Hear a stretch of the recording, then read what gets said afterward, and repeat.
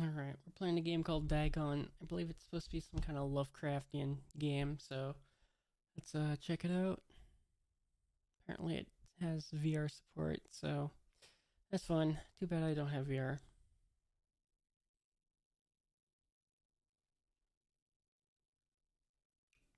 Okay.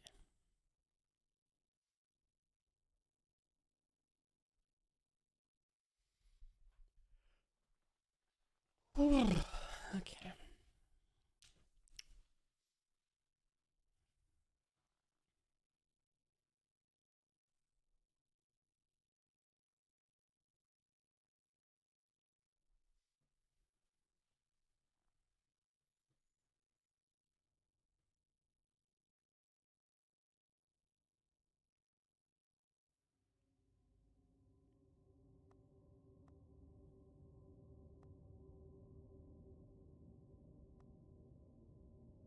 Evidently they have more games. Alright.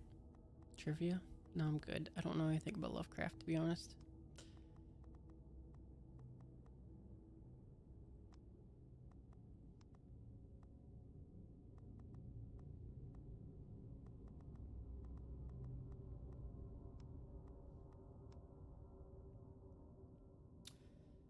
Faithful interactive adaptation of H.P. Lovecraft's work focused on story and atmosphere.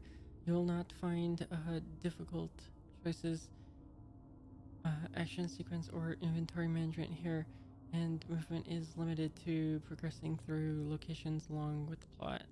Alright, cool. I am writing this under an appreciable mental strain, since by tonight I shall be no more.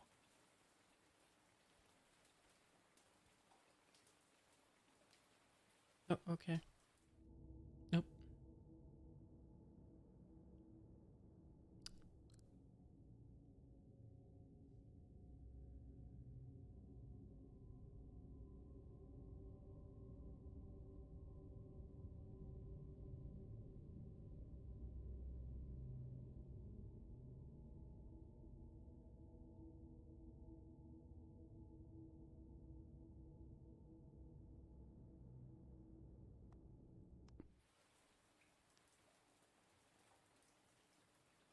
Mm.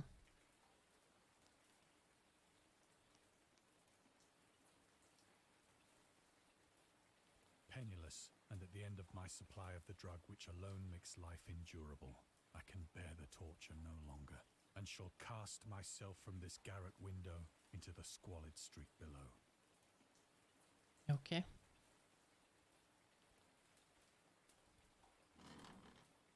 Do not think from my slavery to morphine that I am a weakling or a degenerate.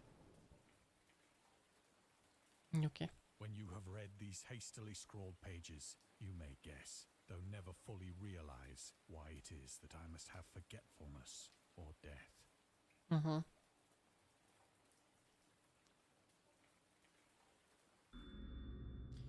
Morphine entered into use in the 19th century and was routinely administered to treat severe pain during the American Civil War, 1861 through 1865, and World War I, 1914 through 1918. It was also sold without restrictions until 1914. Morphine became more popular after the invention of the hypodermic syringe around 1854. Frederick Serturner, who first isolated the substance, originally named it morphium, um, after Morpheus, the Greek god associated with dreams. At the time when Dagon was published, morphine abuse, known as soldier's disease, already posed a big problem in the United States. All right.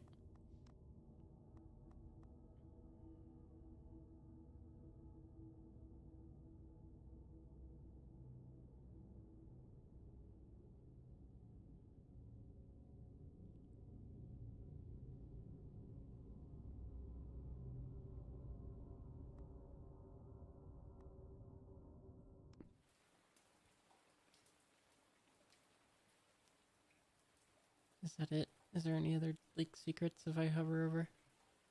Or is it just the one thing? I think it's just the one thing. It was in one of the most open and least frequented parts of the broad Pacific that the packet of which I was supercargo fell a victim to the German sea raider. Okay.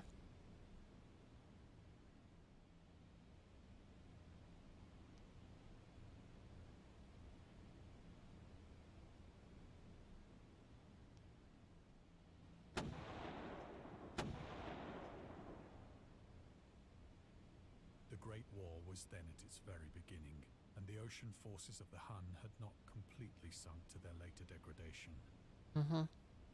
So that our vessel was made a legitimate prize, whilst we of her crew were treated with all the fairness and consideration due us as naval prisoners.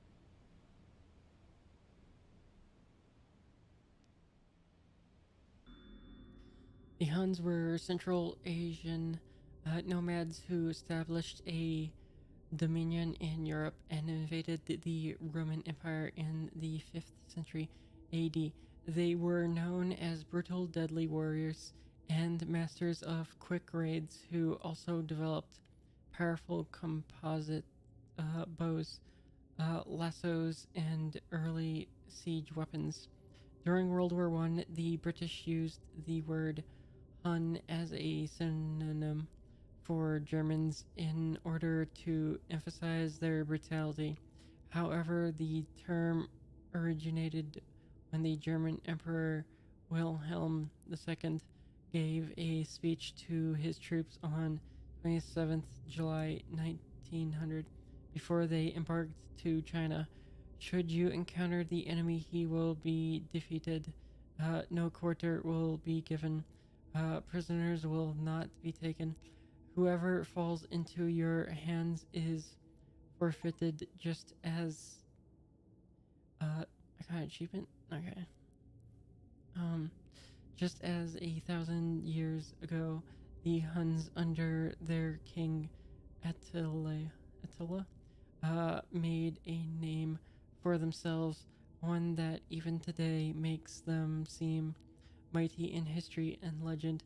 May the name German be affirmed by you in such a way in China that no Chinese will ever again dare to look cross-eyed at a German.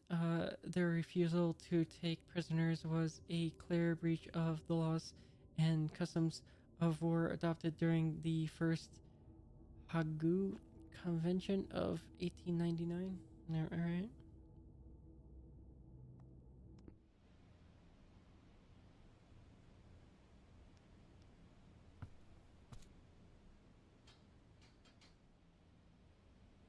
So liberal, indeed, was the discipline of our captors, that 5 days after we were taken, I managed to escape alone in a small boat with water and provisions for a good length of time.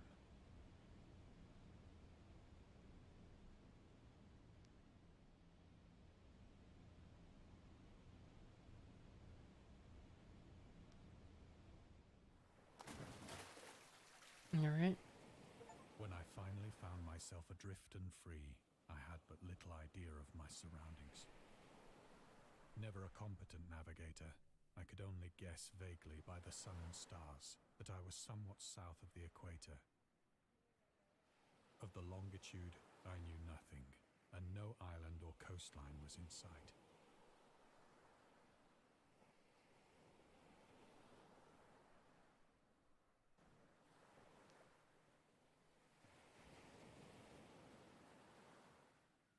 All right. The weather kept fair, and for uncounted days I drifted aimlessly beneath the scorching sun, waiting either for some passing ship or to be cast on the shores of some habitable land.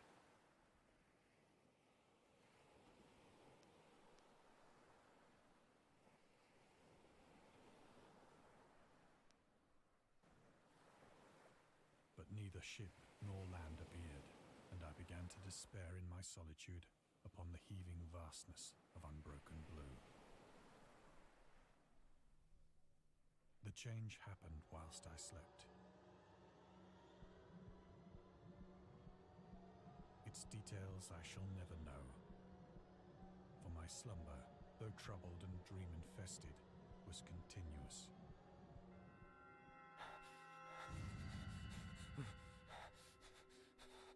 Octopus.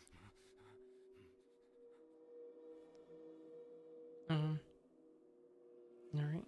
An When octopus. at last I awoke, it was to discover myself half sucked into a slimy expanse of hellish black mire, which extended about me in monotonous undulations as far as I could see, and in which my boat lay grounded some distance away. Though one might well imagine that my first sensation would be of wonder at so prodigious and unexpected a transformation of scenery, I was in reality more horrified than astonished. For there was in the air, and in the rotting soil, a sinister quality which chilled me to the very core. I guess it's more of a squid to be exact. The region was putrid with the carcasses of decaying fish, and of other, less describable things which I saw protruding from the nasty mud of the unending plain.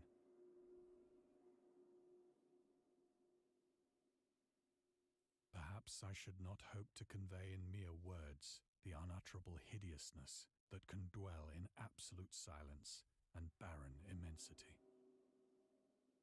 There was nothing within hearing, and nothing in sight, save a vast reach of black slime. Yet the very completeness of the stillness and the homogeneity of the landscape oppressed me with nauseating fear. The sun was blazing down from a sky which seemed to me almost black in its cloudless cruelty, as though reflecting the inky marsh beneath my feet.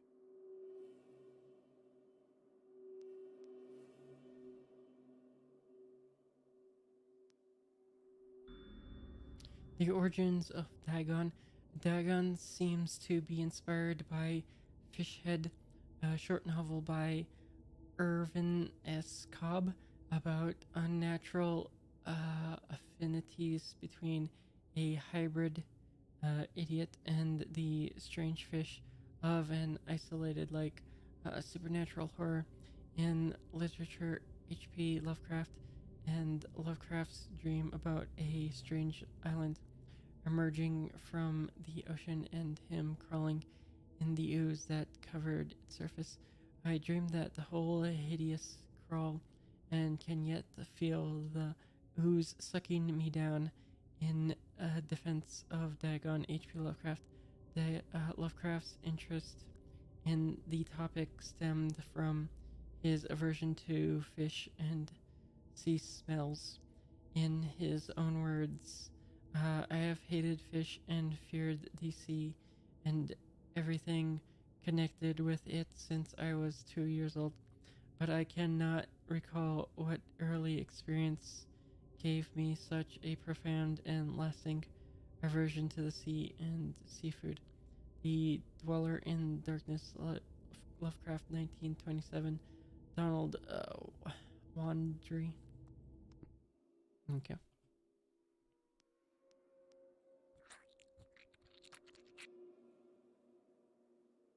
As I crawled into the stranded boat, I realized that only one theory could explain my position. Through some unprecedented volcanic upheaval, a portion of the ocean floor must have been thrown to the surface, exposing regions for which innumerable millions of years had lain hidden under unfathomable watery depths. So great was the extent of the new land which had risen beneath me that I could not detect the faintest noise of the surging ocean, straining my ears as I might. Nor were there any seafowl to prey upon the dead things.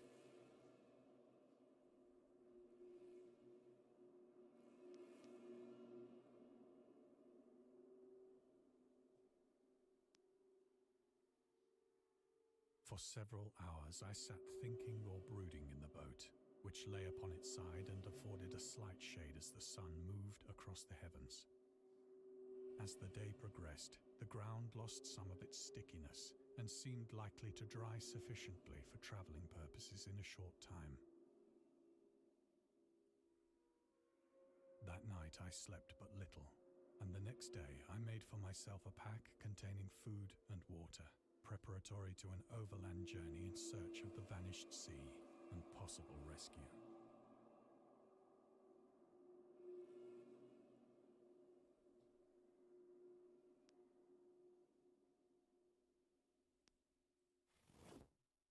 On the third morning, I found the soil dry enough to walk upon with ease. The odor of the fish was maddening, but I was too much concerned with graver things to mind so slight an evil, and set out boldly for an unknown goal.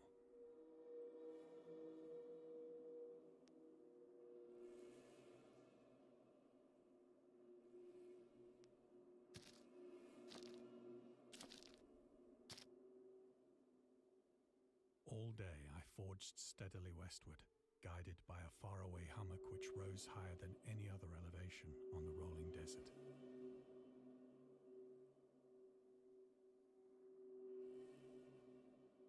We're not gonna address these things. All right, cool.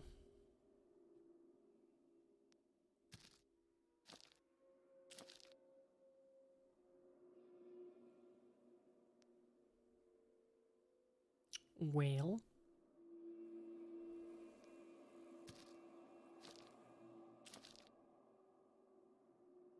That night I encamped, and on the following day still travelled toward the hummock, though that object seemed scarcely nearer than when I had first espied it.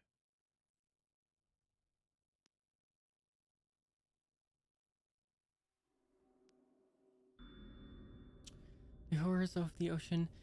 The creature of the creator of the Cthulhu mythos and the fictional underwater city of R'lyeh was convinced that life could not exist at the bottom of the ocean because the water pressure would make it uninhabitable.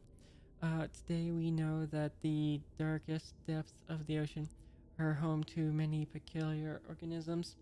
The deepest dwelling fish we have discovered so far, the Mariana snailfish, can live about 8,000 meters, more than 2,600 feet below the ocean's surface in never-ending darkness and at hellishly crushing pressures hundreds of times stronger than those found at sea level.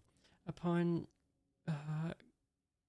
glancing at the modern photos of deep sea creatures such as the anglerfish, the fangtooth, or the viperfish, and their truly Lovecraftian characteristics, it's hard not to find some irony in this. Alright, cool.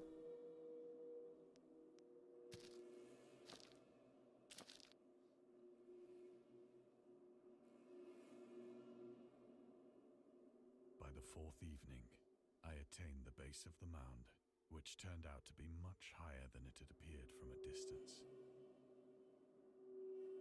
An intervening valley setting it out in sharper relief from the general surface. Too weary to ascend, I slept in the shadow of the hill. I know not why my dreams were so wild that night, but ere the waning and fantastically gibbous moon had risen far above the eastern plain, I was awake in a cold perspiration, determined to sleep no more. Such visions as I had experienced were too much for me to endure again, and in the glow of the moon I saw how unwise I had been to travel by day. Without the glare of the parching sun, my journey would have cost me less energy. Indeed, I now felt quite able to perform the ascent which had deterred me at sunset. Picking up my pack, I started for the crest of the eminence. Okay.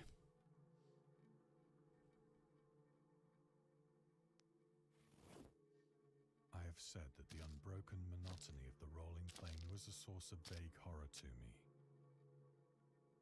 But I think my horror was greater when I gained the summit of the mound and looked down the other side into an immeasurable pit or canyon. whose black recesses the moon had not yet soared high enough to illumine. I felt myself on the edge of the world, peering over the rim into a fathomless chaos of eternal night. Through my terror ran curious reminiscences of Paradise Lost, and of Satan's hideous climb through the unfashioned realms of darkness. As the moon climbed higher in the sky, I began to see that the slopes of the valley were not quite so perpendicular as I had imagined.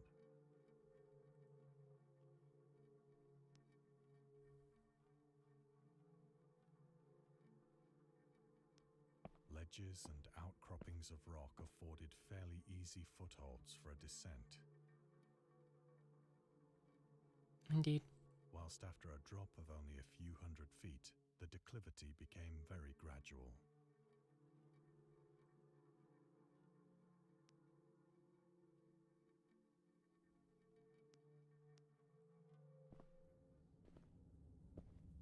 Alternatively, you could have just walked Urged around on it. by an impulse which I cannot definitely analyze, I scrambled with difficulty down the rocks and stood on the gentler slope beneath, gazing into the Stygian deeps, where no light had yet penetrated.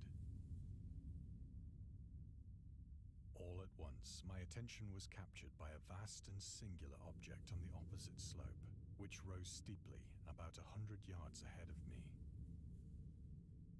An object that gleamed whitely in the newly bestowed rays of the ascending moon.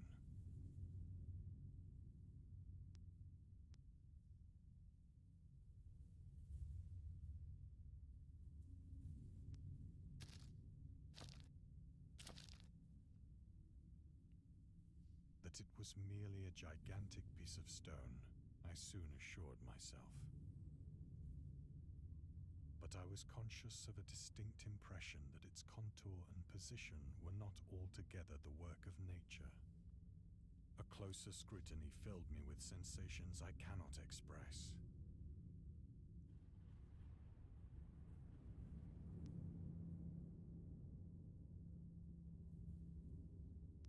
For despite its enormous magnitude and its position in an abyss which had yawned at the bottom of the sea since the world was young, I perceived beyond a doubt that the strange object was a well-shaped monolith, whose massive bulk had known the workmanship and perhaps the worship of living and thinking creatures. Dazed and frightened, yet not without a certain thrill of the scientist's or archaeologist's delight, I examined my surroundings more closely.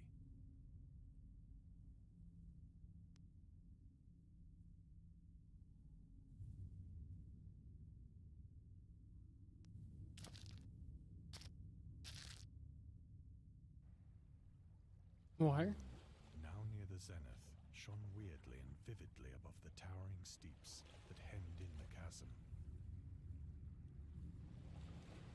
and revealed the fact that a far-flung body of water flowed at the bottom, winding out of sight in both directions and almost lapping my feet as I stood on the slope. Across the chasm, the wavelets washed the base of the Cyclopean monolith,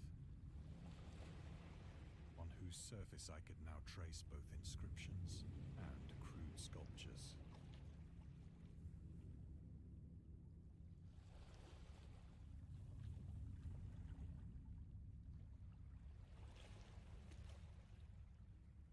The writing was in a system of hieroglyphics unknown to me and unlike anything I'd ever seen in books,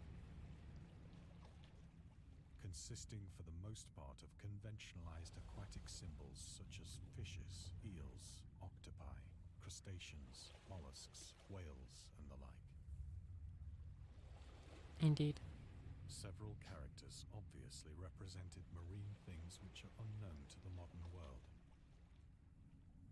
but whose decomposing forms I had observed on the ocean-risen plain. It was the pictorial carving, however, that did most to hold me spellbound.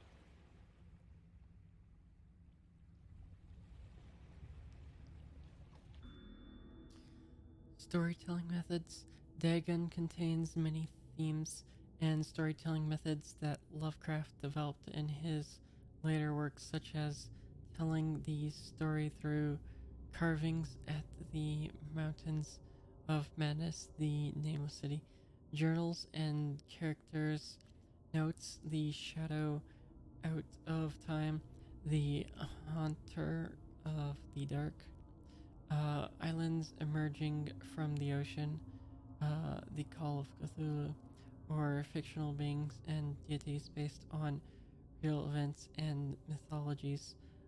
Migo in the Whisper in the Darkness. It's also considered the origin of the popular Cthulhu mythos. Some of Lovecraft's other stories also conclude in a manner similar to Dagon, but let's skip the details in order not to spoil the ending. Alright. Plainly visible across the intervening water, on account of their enormous size, were an array of bas-reliefs whose subjects would have excited the envy of a Doré. I think that these things were supposed to depict men, at least a certain sort of men. Though the creatures were shown disporting like fishes in the waters of some marine grotto, or paying homage at some monolithic shrine which appeared to be under the waves as well. Of their faces and forms I dare not speak in detail, for the mere remembrance makes me grow faint. Grotesque beyond the imagination of a Poe or a Bulwer.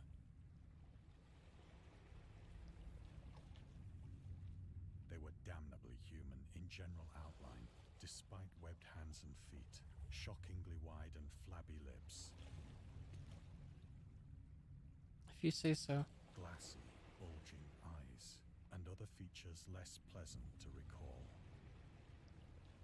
Curiously enough, they seem to have been chiseled badly out of proportion with their scenic background. For one of the creatures was shown in the act of killing a whale, represented as but little larger than himself. I remarked, as I say, their grotesqueness and strange size, but in a moment decided that they were merely the imaginary gods of some primitive fishing or seafaring tribe. Some tribe whose last descendant had perished eras before the first ancestor of the Piltdown or Neanderthal man was born.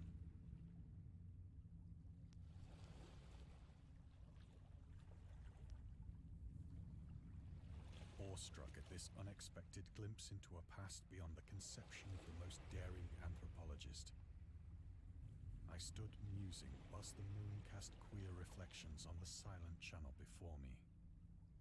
Then, suddenly, I saw it. Where? With only a slight churning to mark its rise to the surface, the thing slid into view above the dark waters. Vast, polyphemus-like and loathsome, it darted like a stupendous monster of nightmares to the monolith.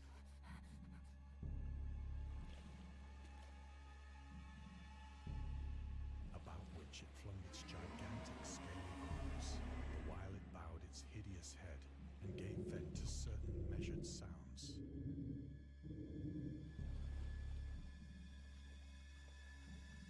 I think I went mad then. Of my frantic ascent of the sloping cliff and of my delirious journey back to the stranded boat, I remember little.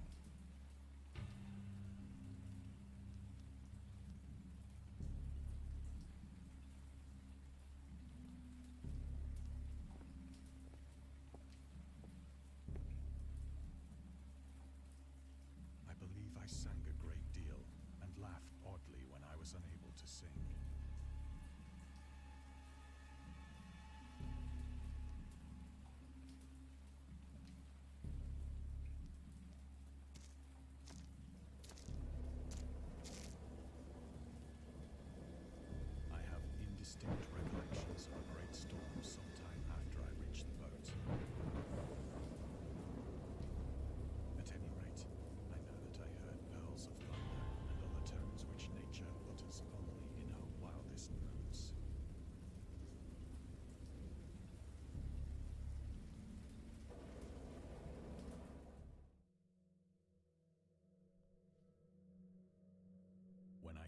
out of the shadows, I was in a San Francisco hospital, brought thither by the captain of the American ship which had picked up my boat in mid-ocean. In my delirium, I had said much, but found that my words had been given scant attention.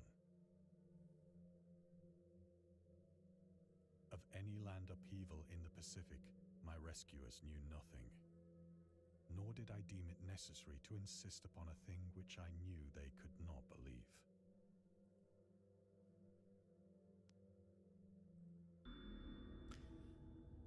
The journalist Lovecraft was a prominent figure in the world of amateur journalism.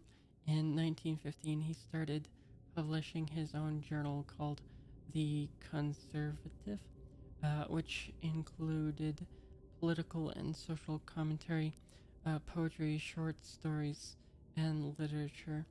Uh, Literary criticism written by him and other authors. Howard was a skilled wordsmith, but he also took criticisms to heart, which resulted in his decision to step away from writing poetry and concentrate on weird fiction again for the first time since his teenage years. Dagon, published in 1919, is one of the short stories written during that period. In this example, excerpt, uh, from The Conservative, the master of horror fiction explains his attitude towards warfare and the idea of world peace. Why any sane human being can believe in the possibility of universal peace is more than the conservative can fathom. Should the entire civilized world agree simultaneously to disarm, one or more nations would undoubtedly retain secret armaments and at the proper time take advantage of their more altruistic and less astute contemporaries in a wild career of conquest against unarmed victims. No country is or even ever can be above warfare until the basic impulses of the human animal shall have miraculously changed. Sounds about right.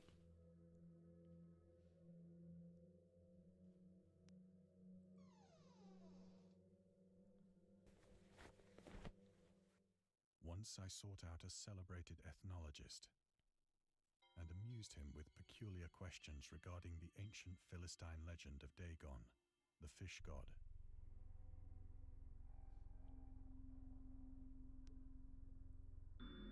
Dagon. Dagon. Dagon. Um, was the main deity of the Philistines, worshipped throughout the Middle East as the ancient god of fertility and crops. In Hebrew, the word Dagon was a common noun for grain. The rulers of Akkad, Mesopotamia, chose him as the patron saint of their war conquests. He also appeared as the judge of the dead in an Astrian poem and an underworld prison warden in one of the Babylonian texts.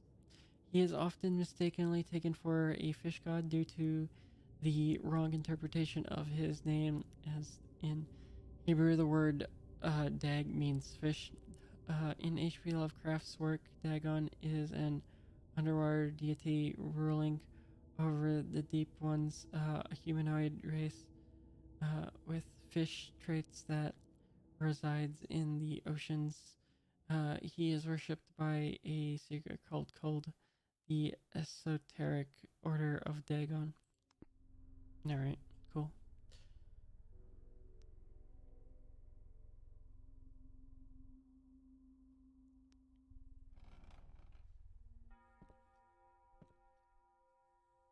But soon perceiving that he was hopelessly conventional, I did not press my inquiries.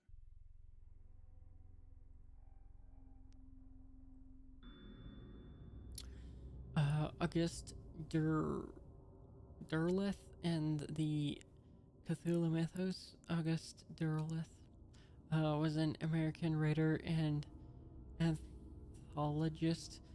He also befriended Lovecraft and published many of his works through his company Arkham House. Although he greatly contributed to the popularization of the author's works after his death, he is surrounded by numerous controversies. One of his most questionable decisions involved introducing the good versus evil doctrine. Derleth was a devout Catholic to the Cthulhu mythos, which contrasted with Lovecraft's view of the world and his approach to cosmic horror. As a result, the author's work are often misunderstood and misinterpreted in today's culture. It is also worth noting that Lovecraft was never really interested in creating a mythology, and the term Cthulhu mythos was coined by Derleth after the author left the mortal plane. Okay.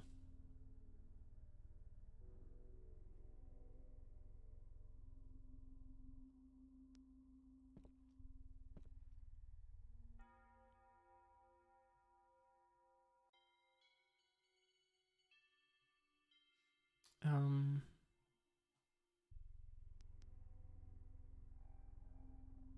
Okay.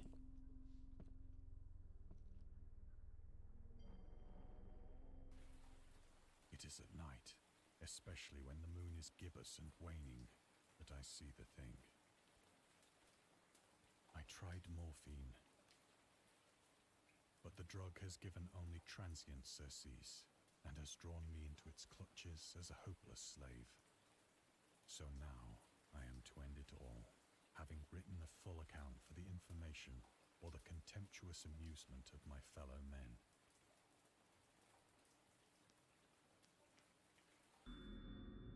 Lovecraft on tobacco and alcohol.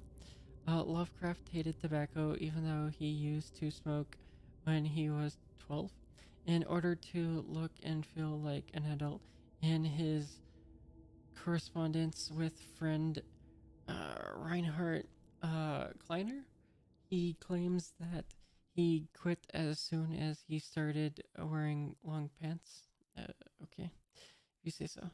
He also had a very strong opinion about alcohol, as evidenced by his letter to Zelia Brown, dated 13th February 1928. As for the matter of drinking, I have never tasted intoxicating liquor and never intend to. Having a strong aesthetic disgust at anything which blunts or coarsens the delicate natural oh my equipoise of the evolved human intellect and imagination.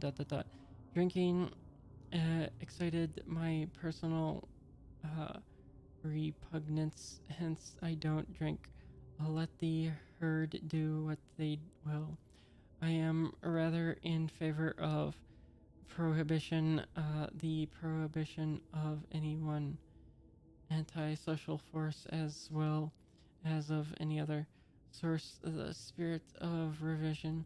Lovecraft's letters to Zelia Brown Reed, Bishop H.P. Lovecraft, Sean Brawny, and Andrew Leman, St.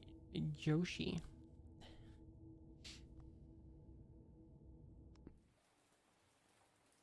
Cool. Often, I ask myself if it could not all have been a pure phantasm. A mere freak of fever as I lay sun-stricken and raving in the open boat after my escape from the German man of war. This I ask myself, but ever does there come before me a hideously vivid vision in reply. I cannot think of the deep sea without shuddering at the nameless things that may at this very moment be crawling and floundering on its slimy bed, worshipping their ancient stone idols and carving their own detestable likenesses on submarine obelisks of water-soaked granite. I dream of a day when they may rise above the billows to drag down into their reeking talons the remnants of puny, war-exhausted mankind. Of a day when the land shall sink and the dark ocean shall ascend amidst universal pandemonium.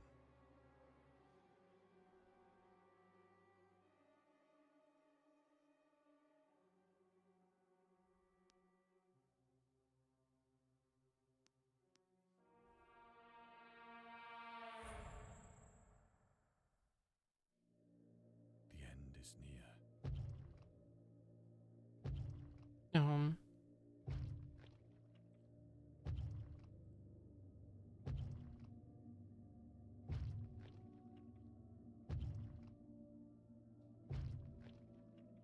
I hear a noise at the door, as of some immense slippery body lumbering against it.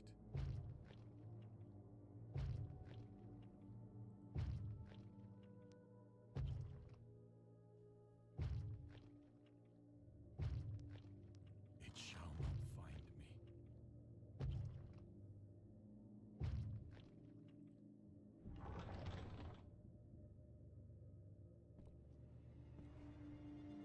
God, that hand!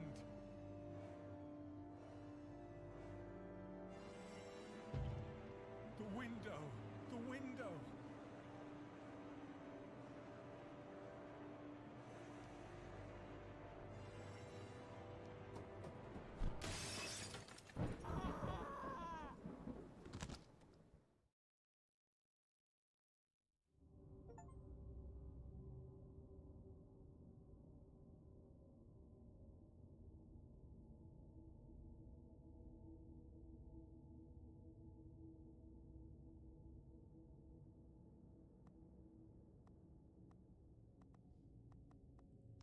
all right, cool.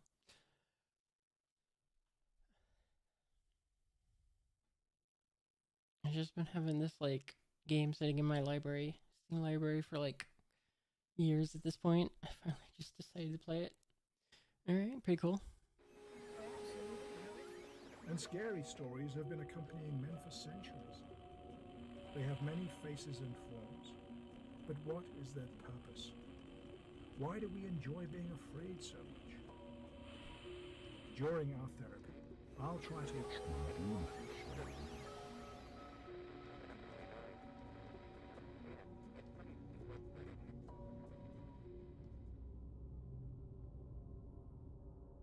No, I'm good. What do you mean I only found this many? Dude, I checked like every screen before moving on.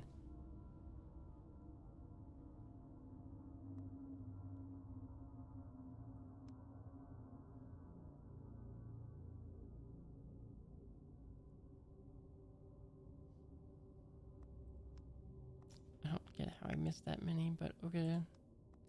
Whatever.